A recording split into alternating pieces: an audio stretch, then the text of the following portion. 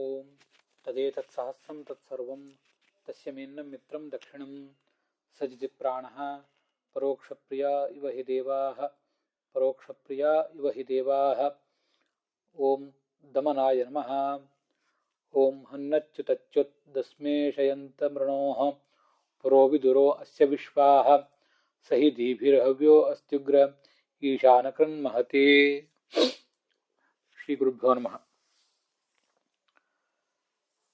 ಮಹಾಭಾರತದ ಅನುಶಾಸನ ಪರ್ವದ 454ನೆಯ ಭಾಗ ಇದು.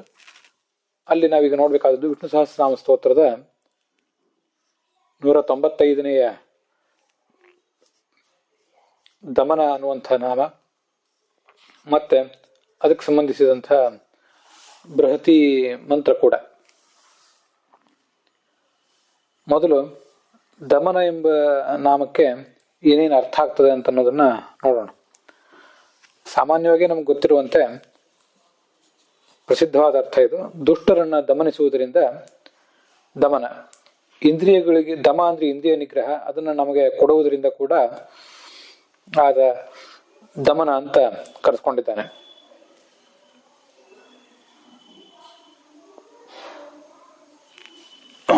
ಸಾಮಾನ್ಯ ಇದು ದಮನ ಎಂಬ ಶಬ್ದಕ್ಕೆ ತಿಳಿಬಹುದಾದಂತಹ ಅರ್ಥ. ಅಜ್ಞಾನ, ಮಿಥ್ಯಾಜ್ಞಾನ ಮೊದಲಾದವುಗಳನ್ನು, ಸಂಶಯ ಮೊದಲಾದವುಗಳನ್ನು ಕಳೆಯುವವನು, ಆದ್ದರಿಂದಲೂ ಆತ ದಮನ. ಈಗ ಇಲ್ಲಿರುವ ಈ ಮೂಲ ಬೃಹತಿ ಮಂತ್ರ ಏನಿದೆ, ಬೃಹತಿ ಮಂತ್ರ ಮತ್ತು ಅದಕ್ಕೆ ಸಂಬಂಧಪಟ್ಟಂತಹ ಮೂಲ ಮಂತ್ರ ಕೂಡ, ಅದಕ್ಕೆ ಸಾಯಣಾಚಾರ್ಯರು, ಭಗವಂತಾಚಾರ್ಯರು ಮತ್ತೆ ಬೃಹತಿ ಮಂತ್ರಕ್ಕೆ ರಘುನಾಥ ಸ್ವಾಮಿಗಳು ಏನ್ ಅರ್ಥ ಮಾಡಿದ್ದಾರೆ ಅಂತ ಅನ್ನೋದನ್ನ ಈಗ ಒಂದು ಬಾರಿ ನೋಡೋಣ. ತನ್ನ ಪ್ರತ್ನಂ ಸಖ್ಯಮಸ್ತು ಯುಷ್ಮೇ ಯುತ್ಥಾವದದ್ಭಿರ್ ವಲಮಂಗಿರೋಭಿ ಹನ್ನಚ್ಯುತಚ್ಯುತ್ ದಸ್ಮೇಶಯಂತ ಮೃಣೋಃ ಪುರೋ ವಿದುರೋ ಅಸ್ಯ ವಿಶ್ವಾಹ ಅಂತ 5ನೆಯ ಮಂತ್ರ. ನಾವು ಯಾವ ಅನುವಾಕ ನೋಡ್ತಿದ್ದೇವೋ ಅಲ್ಲಿ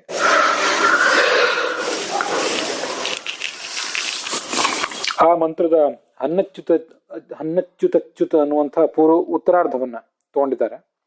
ಹಾಗೆ ಅದರ ಮುಂದಿನ 6ನೇ ಮಂತ್ರ ಮೂಲ ಋಗ್ವೇದದಲ್ಲಿ ಸಹಿ ದೀಭಿರ್ ಹವ್ಯೋ ಅಸ್ತ್ಯುಗ್ರ ಈಶಾನಕೃನ್ ಮಹತಿ ವೃತ್ರತೂಯೇ ಅಂತ. ಅದರ ಆ ಮಂತ್ರದ ಪೂರ್ವಾರ್ಧದಲ್ಲಿ ವೃತ್ರತೂಯೆ ಅನ್ನೋದನ್ನೊಂದಷ್ಟು ಹೊರತುಪಡಿಸಿ ಉಳಿದದ್ದೆಲ್ಲನೂ ಈ ಮಂತ್ರಕ್ಕೆ ಹೊಂದಿಕೊಂಡಿದೆ. ವೃತ್ರತೂಯೆ ಅನ್ನೋದು ಮುಂದೆ ಹಂಸ ಅನ್ನುವ ನಾಮಕ್ಕೆ ಹೊಂದಿಕೊಂಡಿದೆ.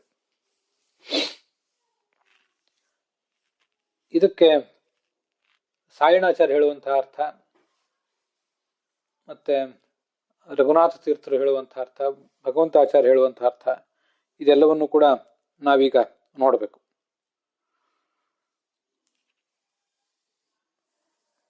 ಅಲ್ಲಿ ಹನ್ನಚ್ಯುತ, ಹನ್ ಅಂತ ಅನ್ನೋದು ಕ್ರಿಯಾಪದ, ಅಚ್ಯುತಚ್ಯುತ ಅಂತ ಶಬ್ದ ಇದೆ.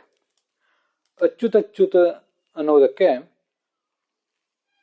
ಅವಿಚಲಿತರಾದವರನ್ನು ಕೂಡ ಬೀಳಿಸುವವನು ಅನ್ನೋ ಅರ್ಥವನ್ನ ಸಾಯಣಾಚಾರ್ಯ ಹೇಳ್ತಾರೆ.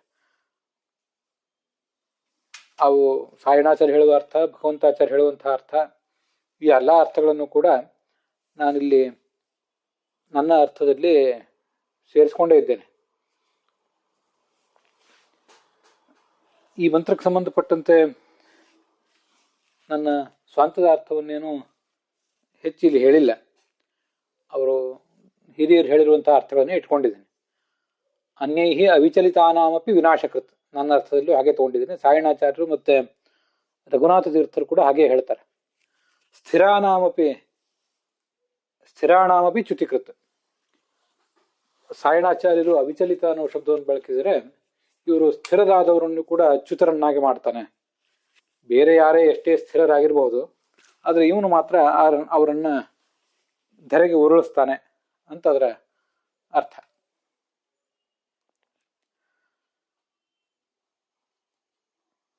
ಮತ್ತೆ ನಾಶರಹಿತವಾದ ವೈಕುಂಠಾದಿ ಸ್ಥಾನಗಳನ್ನ ಕೊಡುವವನು ಅಂತ ಅರ್ಥವನ್ನ ಭಗವಂತಾಚಾರ್ಯ ಹೇಳ್ತಾರೆ.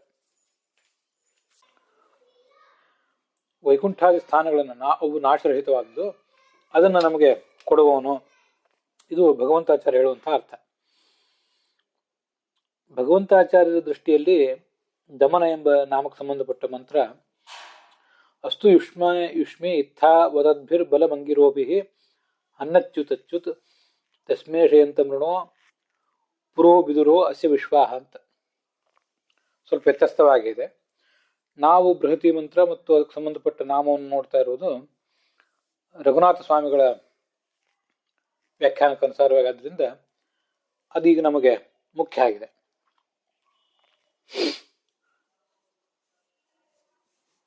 ಹೀಗೆ ವೈಕುಂಠಾದಿ ಸ್ಥಾನಗಳು ನಾಶರಹಿತ ಅದನ್ನು ಕೊಡುವವನು ಅಥವಾ ಶತ್ರುಗಳನ್ನು ಸದೆ ಬಡಿಯುವವನು. ಇದಿಷ್ಟು ಅಚ್ಯುತಚ್ಯುತ ಅನ್ನುವ ಶಬ್ದಕ್ಕೆ ಅರ್ಥ. ಅಚ್ಯುತ ಅಂದ್ರೆ ನಾಶವಿಲ್ಲದ್ದು, ಚ್ಯುತಿ ಅಂದ್ರೆ ನಾಶ, ಅಚ್ಯುತ ಅಂದ್ರೆ ನಾಶವಿಲ್ಲದ್ದು, ಅಂಥದಕ್ಕೂ ಚ್ಯುತಿಯನ್ನು ತಂದೊಡ್ಡುವವನು ಅಂತ ಅರ್ಥ. ದಸ್ಮ ಅಂದ್ರೆ ದರ್ಶನೀಯ, ಸುಂದರ ಅಂತ ಅರ್ಥ. ಇದನ್ನ ಸಾಯಣಾಚಾರ್ಯ ಹೇಳ್ತಾರೆ. ಮತ್ತೆ ಶತ್ರುಗಳನ್ನ ಸದೆ ಬಡಿಯುವವನು ಅನ್ನೋ ಅರ್ಥವನ್ನ ರಘುನಾಥ ಸ್ವಾಮಿಗಳು ಮತ್ತೆ ಭಗವಂತಾಚಾರ್ಯರು ವರ್ಣನೆ ಮಾಡ್ತಾರೆ. ದಸ ಅನ್ನೋ ಧಾತುವಿಗೆ ಸದೆ ಬಡಿಯುವುದು ಅಂತ ಅರ್ಥ. ಹೀಗೆ ದಸು ವಿಭೇದನೆ ಅಂತ ಧಾತು, ಆ ಧಾತುವಿಗೆ ಮ ಅನ್ನುವ ಪ್ರತ್ಯಯ ಬಂದು ದಸ್ಮ ಅಂತಾಗಿದೆ.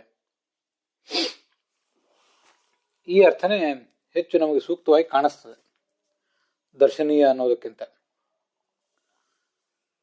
ಮುಂದೆ ಬರುವಂತ ಶಬ್ದ ಇಷಯನ್ ಅಂತ, ಇಷಯಂತಂ ಅಂತ. ಬಾಣಗಳನ್ನ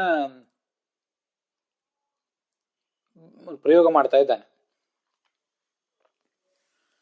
ಆ ಶತ್ರುಗಳು ನಮ್ಮ ಮೇಲೆ ಬಾಣವನ್ನು ಪ್ರಯೋಗ ಮಾಡ್ತಾ ಇದ್ದಾರೆ. ಅಚ್ಯುತಚ್ಯುತ ಮತ್ತು ದಸ್ಮ ಇವಿಷ್ಟು ಶಬ್ದಗಳು ಭಗವಂತನಿಗೆ, ಇಂದ್ರನಿಗೆ ವಿಶೇಷಣ. ವಿಷಯಂತಂ ಅನ್ನೋದು ಶತ್ರುಗಳ ಗುಂಪಿಗೆ ವಿಶೇಷಣ. ಇಶೂನ್ ಸೃಜಂತಂ ಶತ್ರುಜಾತಂ ರಘುನಾಥ ಸ್ವಾಮಿಗಳ ಅರ್ಥ. ಬಾಣ, ಇಶು ಅಂದ್ರೆ ಬಾಣಗಳು, ಅವುಗಳನ್ನು ನಮ್ಮ ಮೇಲೆ ಪ್ರಯೋಗ ಮಾಡ್ತಾ ಇದ್ದಾರೆ. ಮತ್ತೆ ಸಾಯಣಾಚಾರ್ಯರು ಹೇಳುವುದು ಆಯುಧಗಳನ್ನು ನಮ್ಮ ಮೇಲೆ ಪ್ರಯೋಗ ಮಾಡ್ತಾ ಇರುವವನು ಅಂತ. ಇದಿಷ್ಟು ವ್ಯತ್ಯಸ್ತವಾದ ಅರ್ಥ ಇದೆ. ಮತ್ತೆ ಭಗವಂತಾಚಾರ್ಯ ಹೇಳುವ ಅರ್ಥ ಇನ್ನೂ ಚೆನ್ನಾಗಿದೆ. ವಿಷಯ ಪದಾರ್ಥಗಳಲ್ಲಿ ನಮಗೆ ಬಯಕೆಯನ್ನು ಹುಟ್ಟಿ ಹಾಕುವಂಥವನು ಅಂತ ಅವರು ನಮ್ಗೆ ಕೊಡುವಂಥ ಅರ್ಥ.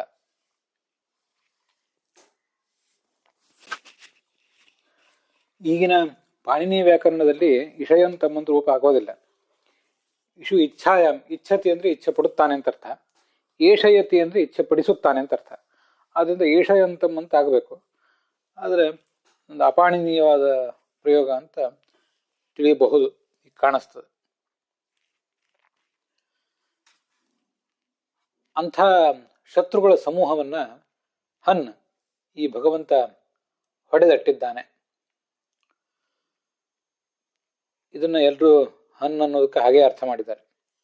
ಅಸ್ಯ ಈ ಒಂದು ಶತ್ರುಗಣ ಏನಿದೆ, ಅಂತರ್ಬಾಹ್ಯ ಶತ್ರುಗಣ, ಇದು ಈ ಮೂರು ಜನ ವ್ಯಾಖ್ಯಾನಕಾರರು ಏನು ವ್ಯಾಖ್ಯಾನ ಮಾಡಿದ್ದಾರೆ ಅದನ್ನೆರಡನ್ನು ಸೇರಿಸಿ, ಹೊರಗಿನ ಶತ್ರುಗಳು ಒಳಗಿನ ಶತ್ರುಗಳು ಎರಡನ್ನೂ ಸೇರಿಸಿ ಈ ಥರ ವ್ಯಾಖ್ಯಾನ ಮಾಡಿದ್ದೇನೆ. ಪುರಃ ಆ ಶತ್ರುಗಳ ಪಟ್ಟಣಗಳು. ಪಟ್ಟಣ ಅಂದ್ರೆ ಅದನ್ನೇ ಆಶ್ರಯ ಸ್ಥಾನ ಅಂತ ಈಗ ಸ್ವಲ್ಪ ನಾನು ಅರ್ಥ ಮಾಡ್ಕೊಂಡಿದ್ದೇನೆ.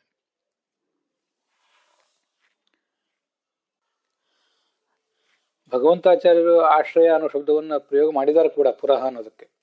ಅಂತೂ ಈ ಕಾಮಕ್ರೋಧ ಮೊದಲಾದವುಗಳು ಎಲ್ಲಿ ಇರ್ತಾವಲ್ಲ ಅವೇ ಅಂತಃಶತ್ರುಗಳು, ಹೊರಗಿನ ಶತ್ರುಗಳು. ಹೊರಗಿನ ಶತ್ರುಗಳಿಗಾದ್ರೆ ಅವರ ನಗರ, ಅಂತರಂಗದ ಶತ್ರುಗಳಿಗಾದ್ರೆ ಅವರಿರುವಂಥ ನಮ್ಮ ವ್ಯಕ್ತಿತ್ವ, ನಮ್ಮ ಮನಸ್ಸು. ಆ ಮನಸ್ಸಿನ, ನಮ್ಮ ವ್ಯಕ್ತಿತ್ವದ ಎಲ್ಲ ದ್ವಾರಗಳನ್ನು ವಿಶ್ವಾಹ ಸಮಸ್ತಾನಿ ದುರಹ ದ್ವಾರಾಣಿ ತ್ವಂ ನೀನು ವೀರ್ಣೋಹ. ವೀರ್ಣೋಹ ಅಂತ ಕೂಡ ಇವತ್ತಿನ ವ್ಯಾಕರಣದಲ್ಲಿ ಆಗೋದಿಲ್ಲ. ಅದಕ್ಕೆ ವರುಣಹೋ ಅಂದ್ರೆ ವರುಣ, ನೀನು ಅದನ್ನು ಮುಚ್ಚಿಬಿಟ್ಟಿದ್ದೆ. ಮನಸ್ಸಿನ ಎಲ್ಲ ದ್ವಾರಗಳನ್ನು ಮುಚ್ಚಿ ಕಾಮಕ್ರೋಧಾದಿಗಳು ಒಳಗಿಂದ ಹೊರಗೆ ಬರದಂತೆ ನೀನು ನಮ್ಮನ್ನು ಸುರಕ್ಷಿತರನ್ನಾಗಿ ಇಟ್ಟಿದ್ದಿ ಅಂತ ಅದರ ತಾತ್ಪರ್ಯ. ಮುಂದೆ ಉಗ್ರಹ ಅಂದ್ರೆ ಶತ್ರು ಭಯಂಕರ, ಧೀಭಿಹಿ ಅಂದರೆ ಜ್ಞಾನಪೂರ್ವಕವಾಗಿ, ಹವ್ಯ ಆಹೂತವ್ಯ. ಜ್ಞಾನಿಗಳು ಭಕ್ತರಾದವರು ಈ ಭಗವಂತನನ್ನ ಜ್ಞಾನಪೂರ್ವಕವಾಗಿ ಕರೀತಾರೆ, ಇದರ್ಥ.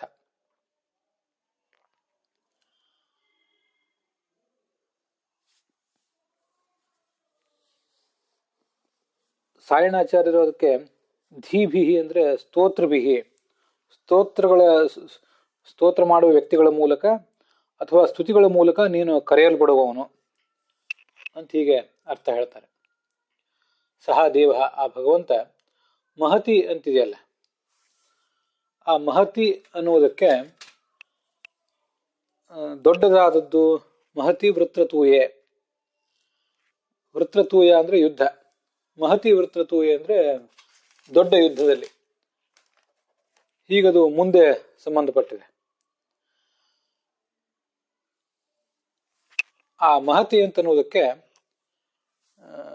ದೊಡ್ಡವರ ಸಮೂಹದಲ್ಲಿ ತನ್ನ ಭಕ್ತರನ್ನ ಸಮರ್ಥನನ್ನಾಗಿ ಮಾಡ್ತಾನೆ. ಅನೇಕ ಜನ ಭಕ್ತರಿದ್ದಾರೆ, ಅವರಲ್ಲಿ ಇವನನ್ನೂ ಒಬ್ಬನನ್ನ ಸಮರ್ಥನನ್ನಾಗಿ ಮಾಡ್ತಾರೆ ಅಂತ ಅರ್ಥವನ್ನ ರಘುನಾಥ ಸ್ವಾಮಿಗಳು ಹೇಳ್ತಾರೆ. ಭಕ್ತರ ಗುಂಪು ದೊಡ್ಡದಿದೆ, ಆ ಗುಂಪಿನಲ್ಲಿ ಸೇರಿಸಿಕೊಂಡು ಈ ಭಕ್ತನಿಗೂ ಕೂಡ ಒಂದು ಉನ್ನತವಾದ ಸ್ಥಾನ ಕೊಡ್ತಾನೆ ಅಂತ ಅದರ ತಾತ್ಪರ್ಯ ಆಗ್ತದೆ.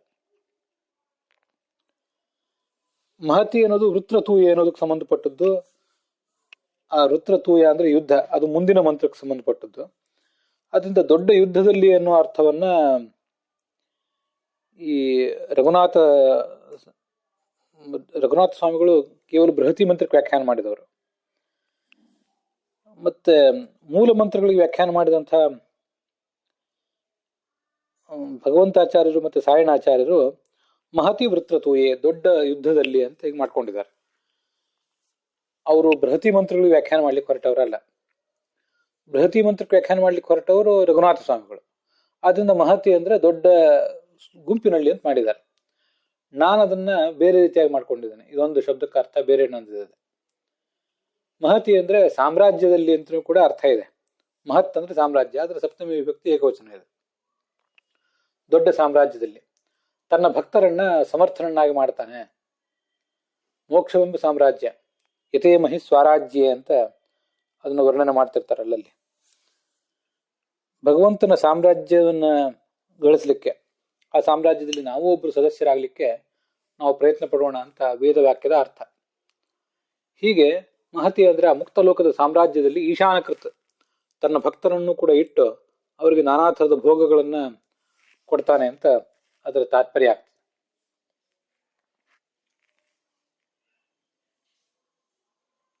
ದಮಯತಿ ಇತಿ ದಮನಃ, ದಮನಿಸುವವನು, ಶತ್ರುಗಳನ್ನ, ಅಂತರಂಗದ ಶತ್ರುಗಳನ್ನ, ಹೊರಗಿನ ಶತ್ರುಗಳನ್ನ ದಮನ ಮಾಡುವವನು ಅಂತ ಅರ್ಥ. ಅದನ್ನೇ ಸರಳವಾಗಿ ಅಚ್ಯುತ್, ಬೇರೆ ಯಾರಿಗೂ ಮಣಿಯದ ಅಂತರಂಗದ ಬಹಿರಂಗದ ಶತ್ರುಗಳನ್ನು ಇವನು ಮಣಿಸುವವನು. ಇಷಯಂತಂ ಹನ್, ಇಷಯಂತಂ ಅಂದ್ರೆ ಕಾಮಕ್ರೋಧಾದಿ ದೋಷಗಳನ್ನು ನಮ್ಮ ಮನಸ್ಸಿನಲ್ಲಿ ಹುಟ್ಟಿಸುವಂತಹ ದೋಷದ ಅಭಿಮಾನಿ ದೈತ್ಯರನ್ನ ಹನ್, ಕೊಲ್ತಾನೆ ಅಂತ ಬೃಹತಿ ಮಂತ್ರ ವ್ಯಾಖ್ಯಾನ ಮಾಡಿದೆ. ಹೀಗೆ ಅಚ್ಯುತ್ ಹನ್ ಇತ್ಯಾದಿ ಶಬ್ದಗಳಿಂದ, ಹಾಗೆ ದಸ್ಮ ಎಂಬ ಶಬ್ದದಿಂದಲೂ ಕೂಡ ಬೃಹತಿ ಮಂತ್ರ ದಮನ ಎಂಬ ನಾಮವನ್ನು ವ್ಯಾಖ್ಯಾನಿಸಿದೆ.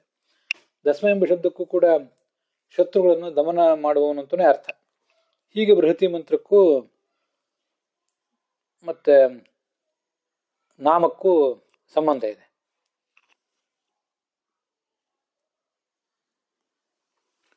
ಶತ್ರುಗಳ ಪಟ್ಟಣಗಳನ್ನ ನಾಶ ಮಾಡುವವನು ಅಂತ ಅರ್ಥ. ಇದು ರಘುನಾಥ ಸ್ವಾಮಿಗಳು ತಿಳಿಸುವಂತಹ ಅರ್ಥ. ಮಿಥ್ಯಾಜ್ಞಾನ, ಸಂಶಯ ಮತ್ತೆ ಜ್ಞಾನದ ಕೊರತೆ ಇವುಗಳನ್ನೆಲ್ಲವನ್ನು ತಡೆಗಟ್ಟುವವನು ಅಂತ ಅರ್ಥವನ್ನ ಭಗವಂತಾಚಾರ್ಯರು ಹೇಳ್ತಾರೆ. ಇದಿಷ್ಟು ಆ ನಾಮಕ್ಕೂ ಮತ್ತು ಬೃಹತಿ ಮಂತ್ರಕ್ಕೂ ಇರುವಂತಹ ಸಂಬಂಧ. ಭಾವಾರ್ಥ ಏನಾಗ್ತದಂದ್ರೆ, ಬೇರೆ ಯಾರಿಗೂ ಮಣಿಯದಂತಹ ದುಷ್ಟಶಕ್ತಿಗಳನ್ನ, ಅಂತರಂಗದ ಬಹಿರಂಗದ ದುಷ್ಟಶಕ್ತಿಗಳನ್ನ ಮಣಿಸುವಂತಹ ಅಥವಾ ನಾಶರಹಿತವಾದ ಮುಕ್ತ ಸ್ಥಾನವನ್ನು ಕೊಡುವಂತಹ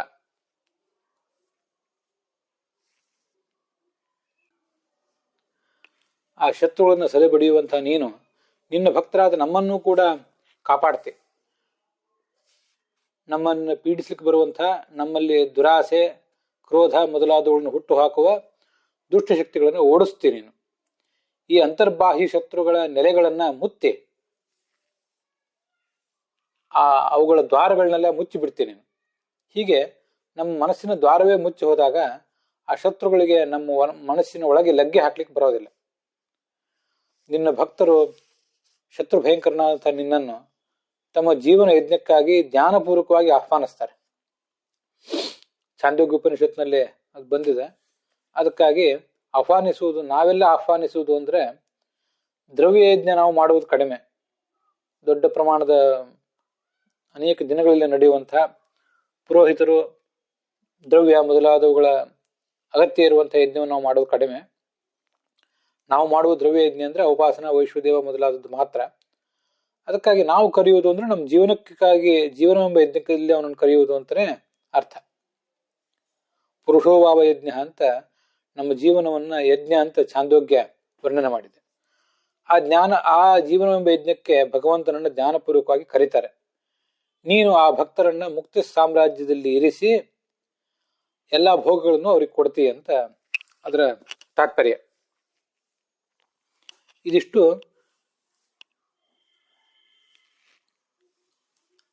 ಅದರ ಭಾವಾರ್ಥ. ಶೃಣ್ವೇತ ಮುಗ್ರಂ ದಮಾಯನ್ ಅನ್ಯಮನ್ಯಮತಿ ನಿನೀಯಮಾನ ಅಂತ ವೇದವಾಕ್ಯ ಉಗ್ರರನ್ನ ಇವನು ದಮನಿಸ್ತಾನೆ ಅಂತ ವರ್ಣಿಸಿದೆ.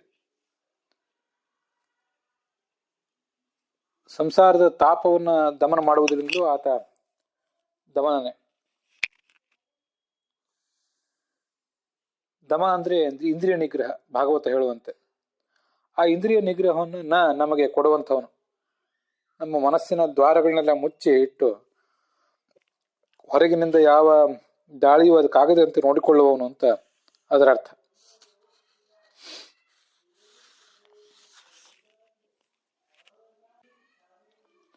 ಅದಲ್ಲದೆ ತಾನು ನಾರಾಯಣ, ವ್ಯಾಸ, ದತ್ತ ಮೊದಲಾದ ರೂಪಗಳಲ್ಲಿ ತೀವ್ರವಾದ ತಪಸ್ಸನ್ನು ಮಾಡಿ ಭಕ್ತರಿಗೆ ಆದರ್ಶ ತಪಸ್ವಿ ಜೀವನವನ್ನು ತೋರಿಸಿದಂಥವನು.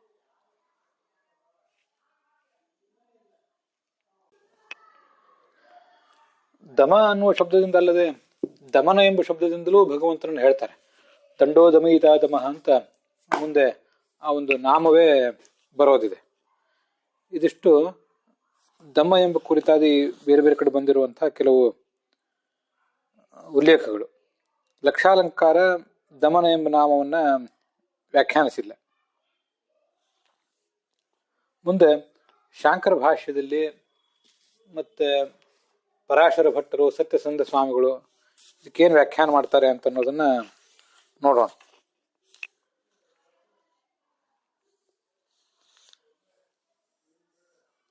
ಜನರಿಗೆ ಅವರವರದೇ ಆದ ಕರ್ತವ್ಯಗಳನ್ನು ಭಗವಂತ ಕೊಟ್ಟಿದ್ದಾನೆ. ಆ ಕರ್ತವ್ಯದಲ್ಲಿ ಅವರೇನಾದರೂ ಎಚ್ಚರ ತಪ್ಪಿದ್ರೆ ಅವರನ್ನ ಯಮಲೋಕದಲ್ಲಿ ತಾನು ಯಮನ ರೂಪದಿಂದ ಮತ್ತಿತರ ರೂಪದಿಂದ ದಂಡಿಸ್ತಾನೆ. ಆದ್ರಿಂದ ಆತ ದಮನ ಅಂತ ಶಾಂಕರ ಭಾಷ್ಯದಲ್ಲಿ ಕಂಡು ಬರ್ತದೆ. ಮತ್ತೆ ಪರಾಶರ ಭಟ್ಟರ ವ್ಯಾಖ್ಯಾನದ ಪ್ರಕಾರ ಸಂಸಾರದ ತಾಪವನ್ನು ಪರಿಹಾರ ಮಾಡುವವನು. ಭವತಾಪಸ್ಯ ದಮನಾತ್ ಕಾಂತ್ಯ ದಮನ ಈರಿತಃ. ತನ್ನ ಕಾಂತಿಯಿಂದ, ಸ್ವಾಭಾವಿಕವಾದ ಶುದ್ಧವಾದ ತನ್ನ ಚಂದ್ರನಂತೆ ಶೀತಲವಾದ ಕಾಂತಿಯಿಂದ ಯಾರು ಭಕ್ತರು ಈ ಸಂಸಾರದಲ್ಲಿ ಬೆಂದಿದ್ದಾರೆ ಅವರ ತಾಪವನ್ನು ಪರಿಹಾರ ಮಾಡ್ತಾನೆ ಅಂತ ಅದರ ಅರ್ಥ.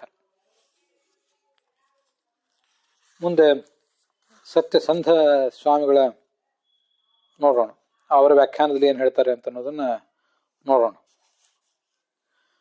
ದಮನಾಸುರ ಅಂತ ಒಬ್ಬ ರಾಕ್ಷಸ, ಆತನನ್ನ ಕೊಂದವನು ಭಗವಂತ ಅಂತ ಒಂದು ಅರ್ಥ ಹೇಳಿದ್ದಾರೆ ಅವರು. ಮತ್ತೆ ದಮ ಅಂದ್ರೆ ಇಂದ್ರಿಯ ನಿಗ್ರಹವುಳ್ಳಂತಹ ಸಾಧಕರು. ಆ ಇಂದ್ರಿಯ ನಿಗ್ರಹವುಳ್ಳಂತಹ ಸಾಧಕರನ್ನ ಇವನು ಮುನ್ನಡೆಸ್ತಾನೆ, ಸದ್ಗತಿ ಕಡೆಗೆ ಮುನ್ನಡೆಸ್ತಾನೆ. ಆದ್ರಿಂದ ಈತ ದಮನ.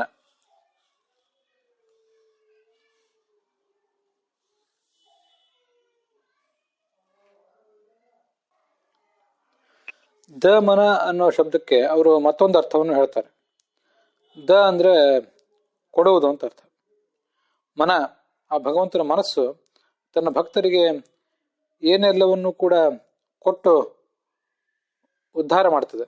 ಆದ್ರಿಂದ ದಮ್ ಮನಃ ಯಶಸಃ ದಮನಃ ಅಂತ ಹೀಗೊಂದು ಅರ್ಥವನ್ನು ಕೂಡ ವರ್ಣನೆ ಮಾಡ್ತಾರೆ.